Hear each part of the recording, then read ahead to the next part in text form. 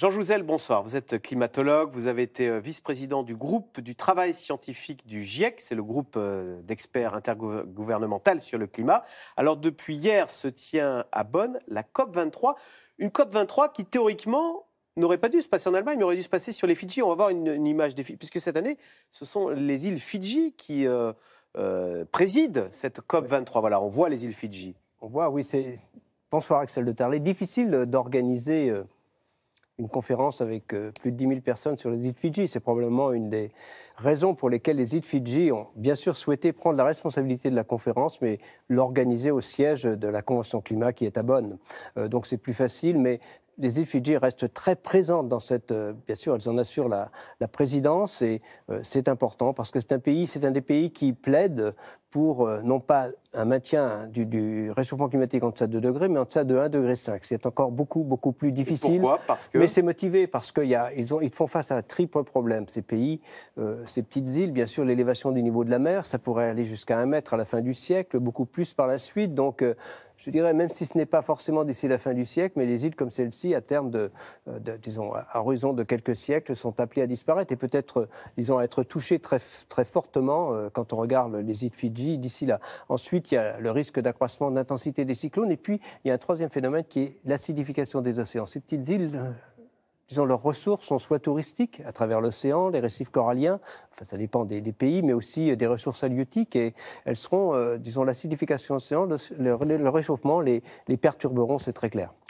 Jean Jouzel, on sait qu'on est très en retard sur les accords de Paris, qu'on ne va pas vers plus 2 degrés, mais plus 3 degrés. Pourtant, est-ce qu'il n'y a pas une bonne nouvelle? C'est que chaque année, les émissions de CO2 dans le monde, elles augmentaient.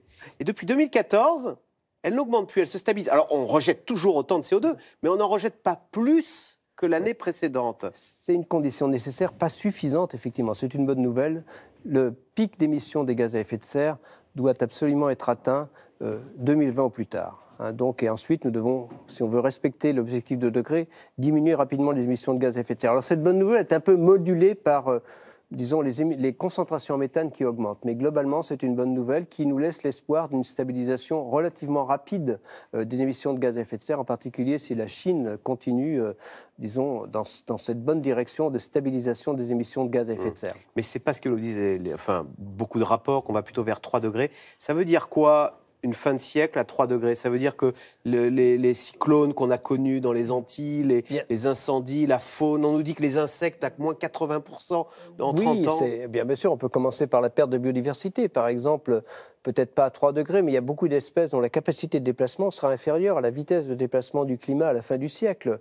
Et donc, la perte de biodiversité est déjà très importante. On parle de 6e extinction. Même en dehors du réchauffement climatique, les activités humaines autres que le réchauffement climatique touchent la biodiversité. Mais le réchauffement climatique exacerbe cette perte de biodiversité.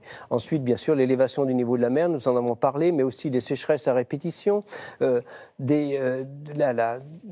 par exemple, même des personnes, dont notre santé peut être mise à mal. Les vagues de chaleur toucheront une large partie des Européens. Dans ce cas-là, on peut penser que les pics de chaleur, les records de chaleur en France, même avec un maximum à 3 degrés, dépasseront 50 degrés certains jours. Donc, la canicule, c'était même pas 50. Oui, ouais. Bien sûr. Donc, c'est un climat complètement différent. Ce que l'on voit, c'est que déjà le réchauffement de 1 degré, c'est perceptible, mais c'est déjà un climat différent de celui que nous connaissions, enfin, moi-même dans ma jeunesse. Et là, on n'a fait que plus 1 degré par rapport à l'ère pré-industrielle. Voilà, et on va vers plus 3. Plus 3, et déjà plus 2, c'est déjà un climat différent, mais auquel on peut espérer s'adapter.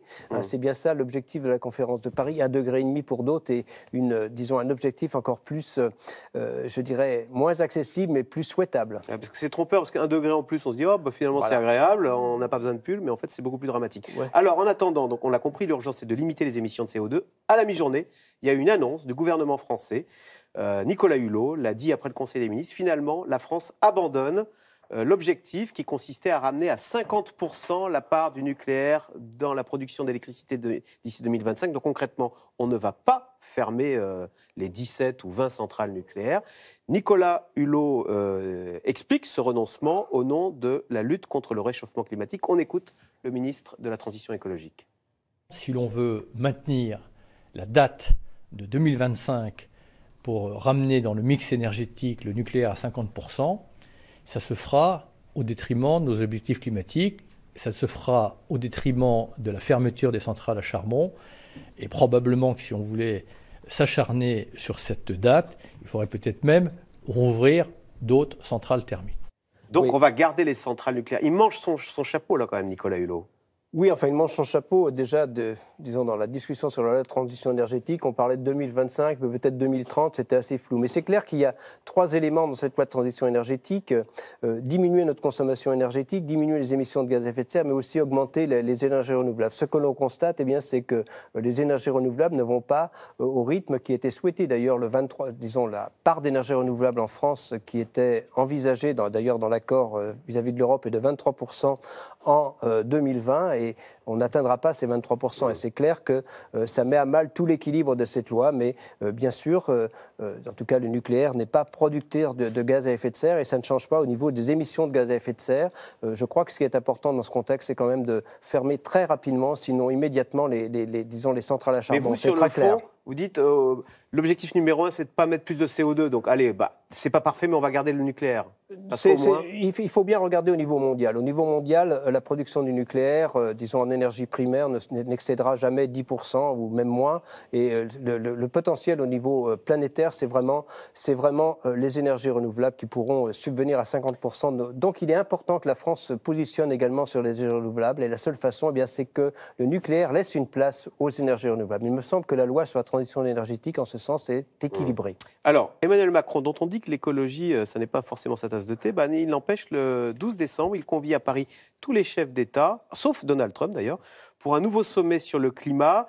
Qu'est-ce qu'on peut attendre de cet énième sommet? Alors, on dit qu'il sera question de financement avant tout. Financement. Oui, le thème est très clair. Donc, c'est quand même très difficile. On ne pourra pas avancer dans l'accord de Paris si les pays développés ne respectent pas leur engagement de mettre à disposition des pays en voie de développement 100 milliards de dollars chaque année à partir de 2020 pour les aider à lutter contre le réchauffement climatique et s'y adapter. Comme les îles Fidji, par exemple. Voilà. Mais le retrait des États-Unis met à mal. Déjà, c'était assez difficile, mais sans les États-Unis, ça sera très difficile. Donc, il faut relancer une dynamique disons, sur ces financements. Et c'est évidemment au cœur de cette réunion du 12 décembre. Jean Jouzel, l'air est plein de CO2, nos terres agricoles sont pleines de pesticides, la mer, les océans sont pleins de plastique. C'est terrible, ce progrès qui devait nous rendre plus heureux. Oui, je crois, et je crois que c'est aussi notre faute. Il faut vraiment, en tout cas, il ne faut pas continuer. Il est clair qu'il y a beaucoup d'autres problèmes environnementaux que le seul réchauffement climatique, cette pollution que vous venez d'évoquer, pollution dans la mer, pollution sur notre, disons, dans les sols. Mais le problème avec le réchauffement climatique, c'est qu'en général, il exacerbe tous ces problèmes. Donc, on peut parler de pollution, on peut parler aussi disons, généralement d'accès aux ressources en eau. Donc, ça rend encore plus difficile et il faut vraiment être très raisonnable. Être raisonnable, c'est lutter contre le réchauffement climatique, mais aussi lutter en même temps contre les autres sources de pollution et il faut en prendre la mesure dès maintenant. Et oui, mais c'est pas facile. Concrètement, qu'est-ce qu'on peut faire là, en sortant de ce studio, en sortant de chez soi, pendant les prochaines vacances? Oui, ce qu'on peut faire, eh bien, c'est effectivement, je crois que chacun nous sommes concernés. En France, par exemple, la moitié des émissions de nos émissions sont liées à la façon dont nous nous déplaçons, dont nous... Voiture nous déplaçons, nous comportons chez nous le domestique, mais aussi l'alimentation. Donc ce sont quand même des postes sur lesquels chacun d'entre nous peut jouer chaque jour. Et donc nous avons quand même des possibilités, à titre individuel, mais aussi pour beaucoup d'entre nous, dans notre vie professionnelle, de participer à la lutte contre le réchauffement climatique. J'y crois vraiment. Merci beaucoup. Merci, Jean Jouzel, climatologue, donc merci. Pour rester avec nous tout de suite, Caroline Roux, C'est dans l'air, qui revient sur le scandale planétaire des Paradise Papers. C'est dans l'air est intitulé ce soir « Impôt, la grande évasion ».